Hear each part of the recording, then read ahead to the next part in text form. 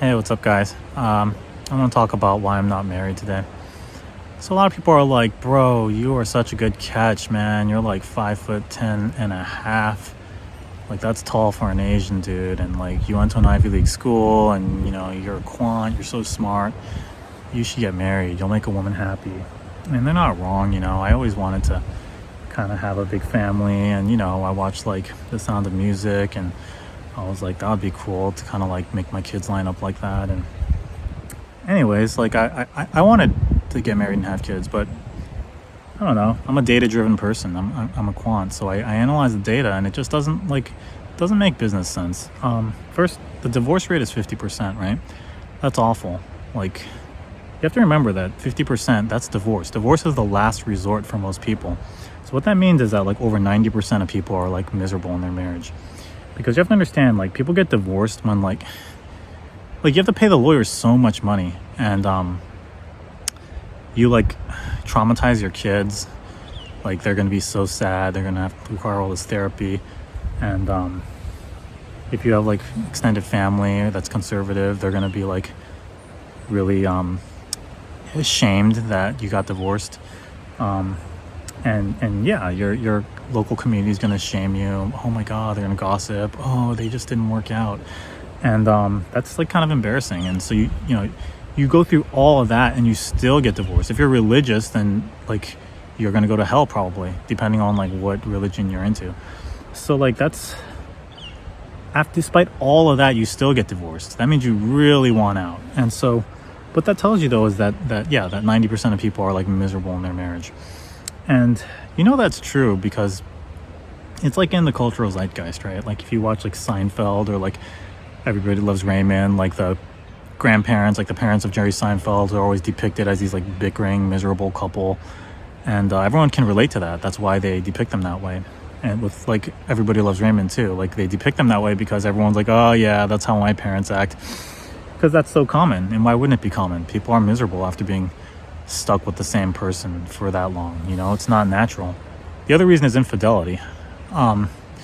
So data on this varies widely because it's hard to get accurate data on something like this, but it ranges from like 20% conservatively that have cheated on their spouse to like 70%.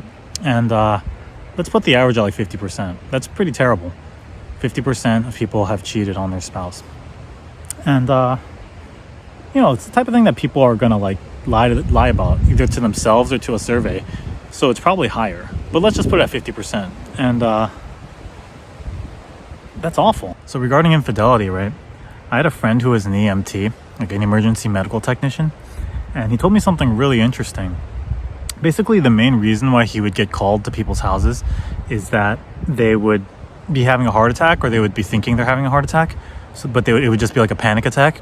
And when he gets to their house, like the guy would like confess to them, like immediately. They like grab him and be like, and they would tell him like they cheated on their wife like 7 years ago or something. And he'd be like, okay, thanks for sharing that. We're gonna get you on the stretcher here. And he said it happens to him a lot. Like he's only been working the role for like a year, and he said it happened to him like 5 times. And I found that to be like quite noteworthy, because these people, right, even though they got away with cheating, they had to carry the weight of infidelity in their heart. And they didn't really get away with it in that sense, because it was like a splinter in their mind that they had to live with for the rest of their lives.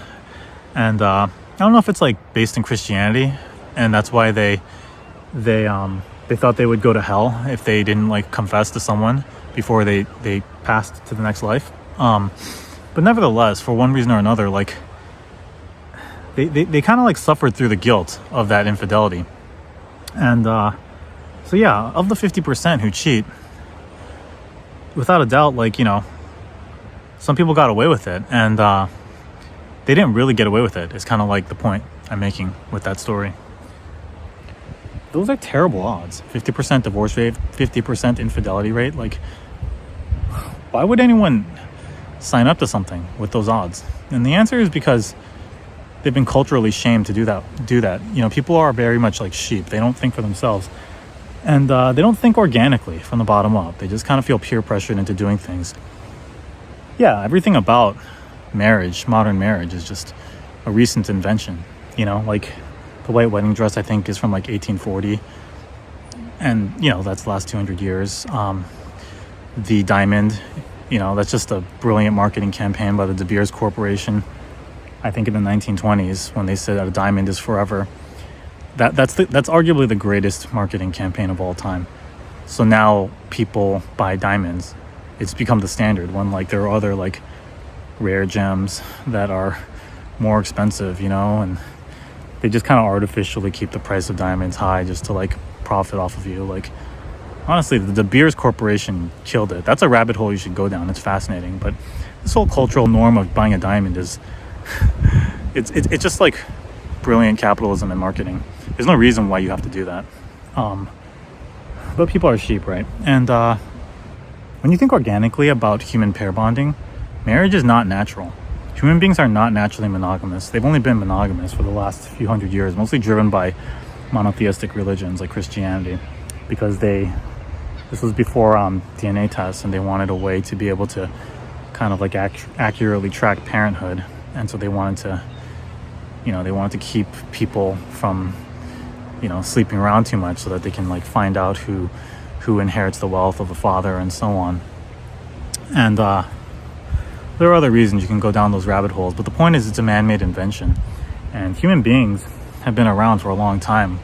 Homo sapiens, like 1 million years plus, and they were not monogamous for the vast majority of their existence. And even today, Homo sapiens, right, like of the 1,200 or so cultures that exist in the world, only like 150 or so are monogamous, and all the rest are not. And so you can ask any scientist this, like, human beings are not naturally monogamous. And it's a recent invention. So it's like, why are we doing this? We don't need it for like agrarian societies. Like, we're not all farmers anymore. We don't need like to have a bunch of kids to farm our land for us.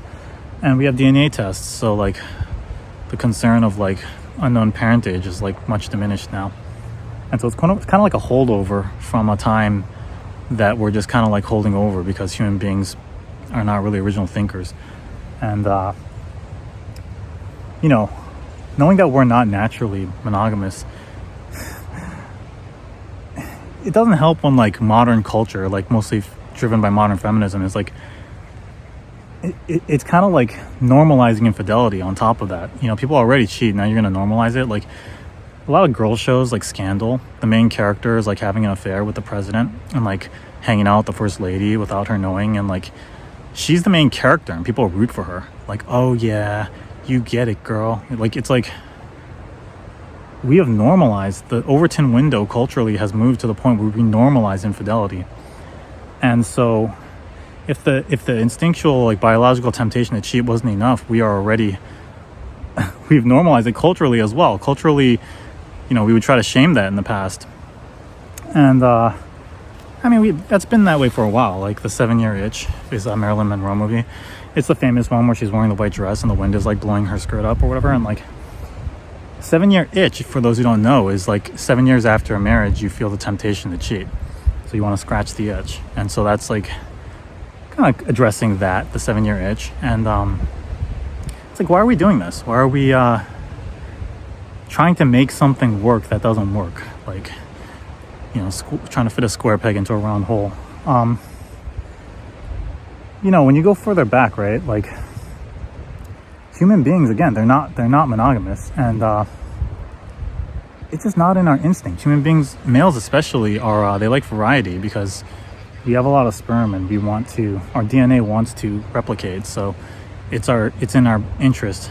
The optimal mating strategy is to sleep with as many women as possible, whereas for women, they're only able to have one child at a time every 9 months. So paternal investment makes more sense for them. So the idea of like some Chad that'll like love them and protect them while they're pregnant and like bring them food in the cave while they're 9 months pregnant is like that's really attractive to them, and but it's not in our instinct to be faithful to one person. And so kind of like a bear at a circus that's like, wearing a tuxedo and like standing on its hind legs, like, you know, with the ringleader like whipping it to like stand on its hind legs and act like a human. Like, that's not natural for the bear, right? But like, it's forced to act that way. And after a while, like, the bear, like, it just wants to get back on all fours. It's like it's trying to get back to its natural state. And that's what we're doing as humans. Where, you know, when you're at your job and you're in 5 years into your miserable marriage and you haven't had sex with your wife in like a year, and there's a hot new secretary and you're like wanking to her in your morning shower, and it's like, what are you doing, bro? Like, why are you putting yourself in this situation? You know, like, you naturally want variety. Like, why did you put yourself in this situation? Now you're lying to your wife.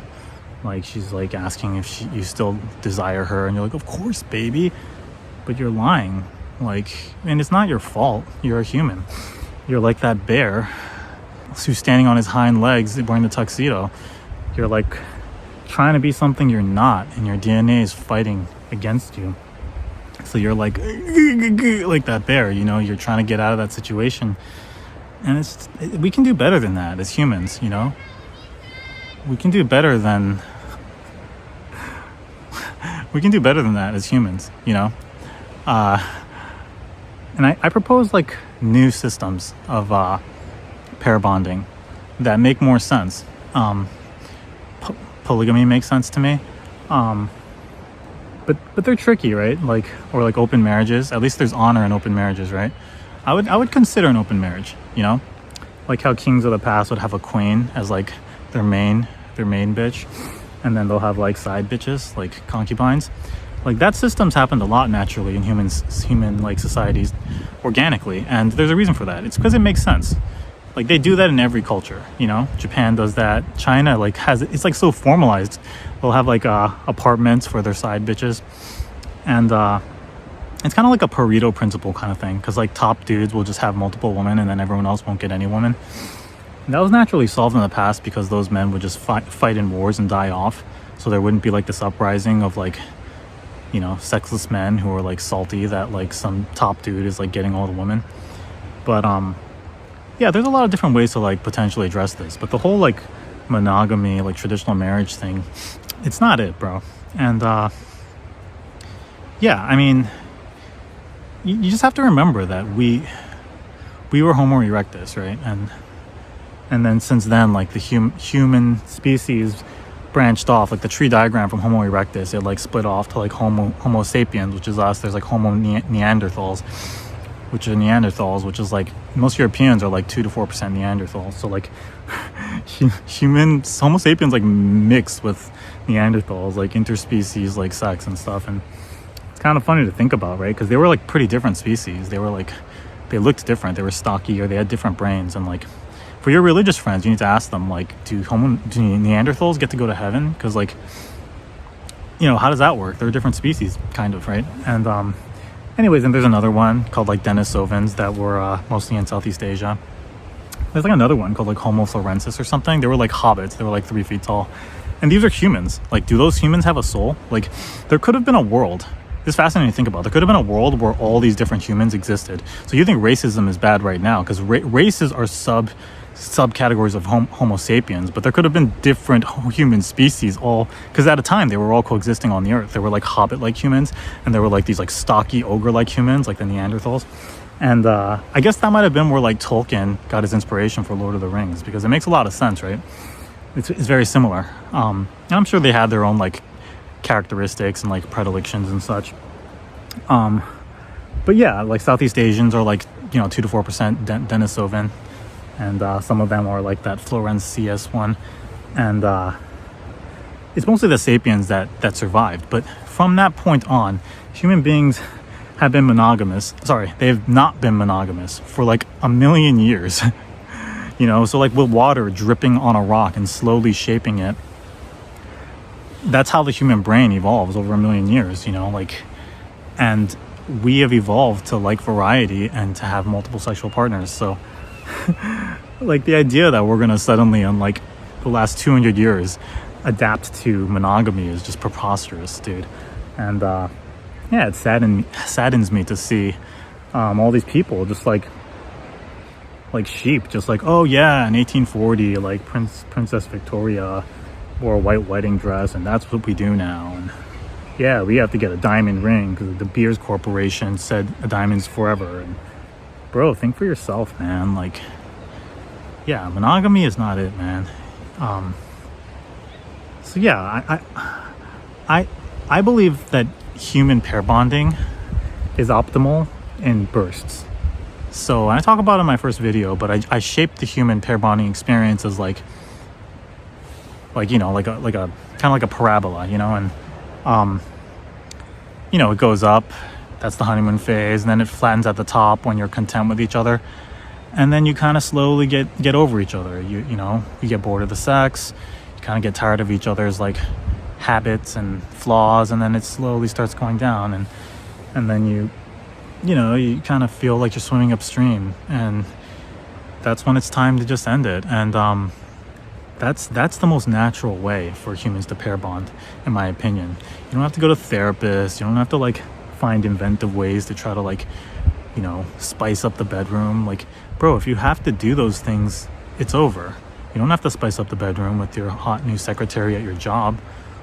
Like, so do what's natural for your instinct. And you know, we need to find a better system of pair bonding and kind of structuring societies so that we don't have this like, you know, so we're not all bears wearing tuxedos standing on our hind legs listening to like the ringmaster of the circus. Like in this case, like the ringmaster being like, you know, modern Western culture and feminism and all that. Like, you know, there are better ways to do this.